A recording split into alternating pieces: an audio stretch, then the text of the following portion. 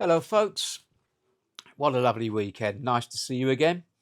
I wasn't intending on doing a podcast today, actually, but I've just seen the Black Belt barrister, Daniel, on YouTube. I suggest that you watch him.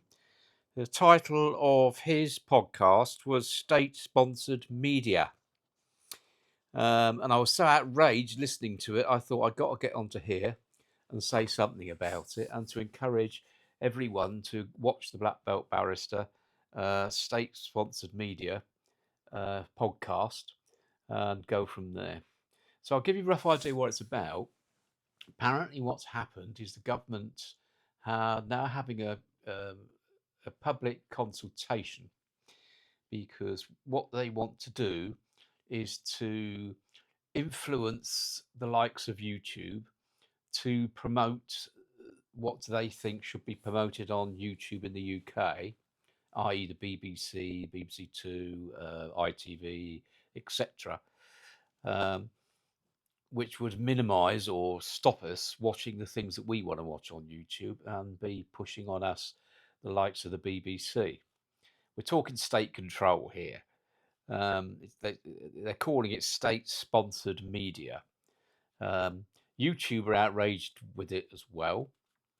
So basically, what it means is what the government want to do is they want to control what you, and what I watch on the media. So if you're happy with that, fine. Sit back, enjoy a glass of wine or your cold beer in the sun, but don't complain when there's lack of stuff to watch on YouTube and you can't watch what you want. I don't think it's right for government to control what you and I watch on media at all. I don't know what you think about that. I think it's a bit, well, it's worse than Putin, isn't it? Absolutely. So, what I want you to do is to watch the Black Belt Barrister Daniel on his state-sponsored media is the title of his podcast. It's a very short one and to the point. And he will give you the contacts that so that you can actually make it known to the government what you think about this. And I would encourage everyone to contact this website and let the government know exactly what you think about them dictating to you what you can and can't watch on YouTube and other media stuff on the web. Otherwise, this state control is getting ridiculous and it's going way, way too far. We've got very limited free speech now. That will only get worse under the next government of Mr. Burnham. Democracy will certainly be further dismantled under Mr. Burnham. And it really does make one think, I think, that if government wants to have so much control over us, the questions have to be asked. What is it that they don't want us to know? What is it that they're hiding from us? This to me is a very worrying thing. I hope it is to you too. Um, so, let's stand up and let's stop this absolute rot that's coming from government. Um, so that's that for that part of it. Some other things that I was going to discuss when I was going to do a podcast next week was to be looking at what things I think through what I've heard on the media, what I've read in terms of the intentions of Mr. Burnham, um, and go from there. Devolution is one thing that he's supposed to be very, very keen on, which he sells to you by saying that it's devolution of power and democracy to the regions of the country. It's not. It's not giving more democracy to the regions of the country, because if you think of the way that a normal council is run now, every councillor has a vote on an issue. If that issue is tied, then the mayor has the casting votes. That's the way it works, I think. Correct me if I'm wrong, but I'm sure that's the way it works. If you put a mayor in, they then have a cabinet and they have just about 12 councillors out of all the councillors in the county. they will have just about 12, if that, on their cabinet. And it's the cabinet and the elected mayor that will then make decisions. So that means that all the people that have voted for those other councillors to represent them aren't getting their voices heard at all. That is not democracy. The other thing it does is it puts the elected mayor in a much, much more powerful position. And they can put a lot of pressure on their cabinet in terms of decision making. Now, I've seen this myself in Newham in the past with a man called Sir Robin Wales. So that's what actually happens there. Now, if you've got an elected mayor that has most of the power, then surely it's easier for central government to put pressure on that elected mayor to do what the central government want them to do, rather than trying to convince a whole council where every council is going to get a vote. So I would suggest to you that devolution being sold to you as devolving democracy out to local people is no such thing at all. What it actually is creating a system that gives central government more power to pressure elected mayors to doing what the government wants to do. It's state control. It's enhancing state control, which is the trend of what government is taking. You look at the way free speech has been limited and the way it's carrying on being limited. You look at the way that democracy is slowly being eroded. You look at what they want to do with state media, telling you what you can watch and what you can't watch. Their trend is towards social control. So if they're telling you they're devolving democracy, they're not doing that at all. It goes along with their trend. It's about control. It's about state control. That's what it's really about, in my opinion. Energy, that's not going to change anything. We don't know what position Miliband's going to have in the Burnham government, do we? But the likelihood is that he'll remain within it anyway, if not be in a more influential position than he is now, believe it or not. But we'll have to wait and see. But it seems clear that, from what I can make out, that energy is something that's not going to change, which means at best it's not going to go up. It probably will go up, and we'll be all the worse off for it. I won't go into any more detail about that now. I do that in a separate podcast. Illegal immigration, they're not going to stop that. They're making all the right noises. They say about deportations that they've done. I wonder how many out of all those deportations have been voluntary ones, because they're putting those in amongst the figures to give you the impression that they're actually deporting people when they're not deporting anywhere near as many as they make out. And then you have to take into account, obviously, the skilled people that are leaving this country, and also the millionaires that are leaving this country because they're not prepared to be paying higher tax.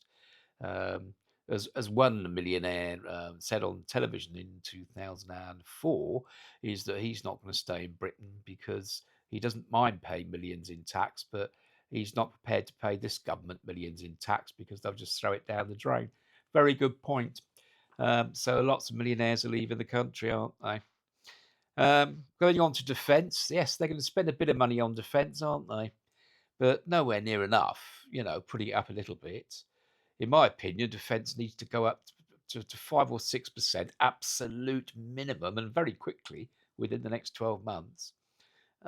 Or it needs to, in my opinion, needs to go up 10%, but that's only my opinion. But it must go up at least 5 or 6%, and very quickly in the next 12 months. Because I hope I'm wrong, but it looks though this country might well be at war within 5 years. And,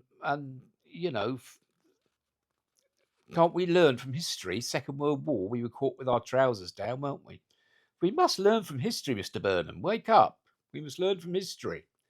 So get in there and put defence up to 5 and 6% by this time next year at the latest. And let's get an army, navy, and air force that's actually capable of defending us, because they're not at the moment, are they? So they're not going to spend enough on defence by the looks of it. Education, less said about education, the better. They're brainwashing our children to think the narrative. That is not right. Kids should be taught They shouldn't be taught and bias put on them and manipulation politically. It's wrong. It's wrong. It's wrong. They're being brainwashed at school.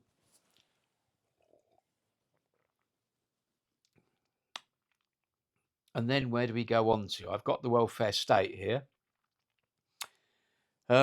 Welfare state's going to have a tough time anyway, because if we did end up in a war situation, then obviously it's going to have to privatise casualties coming in from the front line. The demands on the whole of infrastructure of the welfare state, whether it be on housing, whether it be on the NHS, the education system, GPs, dentists, the infrastructure is creaking and cracking at the seams. People can't get dentist appointments. You know that.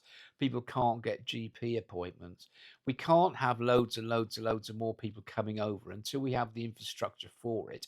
And we plan who we're going to accept and who we're not going to accept. We don't want people that are just going to be coming over claiming benefits for the rest of their life. We need people that are going to come over and work and contribute to society, and to intermingle and to integrate with us as well. That's what we want. But it looks, as I say, on the immigrations front, they're going to be having more people coming into the country rather than less. We have not got the infrastructure to cope with this. We have not got the finance to cope with it. We're £3 trillion in debt. 3 trillion. That's 300 billion more in debt than we were in 2024. We have not got the money. We cannot afford hardly anything. You get people are living in vans and in cars. In Cornwall and Bristol, there's a thing on YouTube about that today that I watched. I think it's probably been on there for quite a long time. I hope a lot of you have seen that. There's a lot of people living in vans and cars because they can't afford housing. Absolutely outrageous situation. And maybe what it is, with this state control, government don't want us to know this. And if they can control the media and dictate to YouTube what they can show us and what they can't, then they're going to hide all these things from us.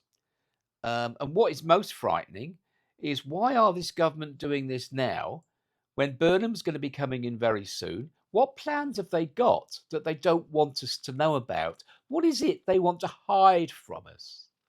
And I've not even touched on rape gangs yet, with Burnham trying to make out now he's the saviour in terms of rape gangs. I can't remember what he was saying, but I think he was indicating that he's acted very positively about this. Whereas you talk to activists that for years have been representing the victims and the survivors, they tell a different story of how Burnham has done the opposite to what he says. There's some lies around already, isn't there? He was saying the other day, Mr. Burnham, weren't you? You said that the vast majority of people in this country do not want a general election. They just want the government to get on with it. That's what you said, Mr. Burnham, wasn't it? Well, there's a YouGov poll on the 26th of July, a bit before you made that speech, that said that 48% of people in this country want and think there should be a general election. Now, that leaves 52%, but that doesn't mean that 52% all voted to say they didn't want a general election. 17% of them said they didn't know. So the majority of people are actually saying they want a general election, Mr. Burnham. So don't tell lies, don't twist the truth. We've had that with Starmer, and it looks like we're getting it all over again with you, doesn't it? Are you any different from Mr. Starmer? I don't think you are. Okay, you have a personality, and Starmer didn't. Apart from that, I don't think there's much difference. You have some things to prove to us, and it's not what you say, Mr. Burnham. It's what you do. We'll be keeping an eye on you, what you do. We're not interested in what you say, because you can say anything and it sounds nice and you get claps because you've got people around you that are supporting you within your Communist Labour Party. And that's all very well. But the vast majority of this people in this country will not be spending too much time considering what you're saying. What they'll be doing is watching to see what you do, and then watching to see how you explain what you've done and the reasons you say that you've done it. And then the people in this country will start to look between the lines for the real reasons, that you have done something. People in this country aren't stupid, Mr. Burnham. Watch this space. Now, coming to the end of this podcast, what I will say again is please, please, please watch the Black Belt Barrister, Daniel, on state-sponsored media and find out how to make comment to the government on this public consultation. If you want to carry on having a choice as to what you watch on YouTube and other channels on the media. So please, please do that. Please subscribe to this channel. Please subscribe to the Black Belt Barristers channel. Please give me a tick. And please, please share this video as wide as you can so that everyone can see it and everyone can get to find out about this government state-controlled media. And when you watch Daniel on Black Belt Barrister, please share his video as widely as possible as well. And let's get this transparent. Let's get this on the table, and let this government know exactly what we think about them wanting to dictate to us what we can and can't watch on TV. So have a lovely weekend, folks, and thanks for your attention. Bye now.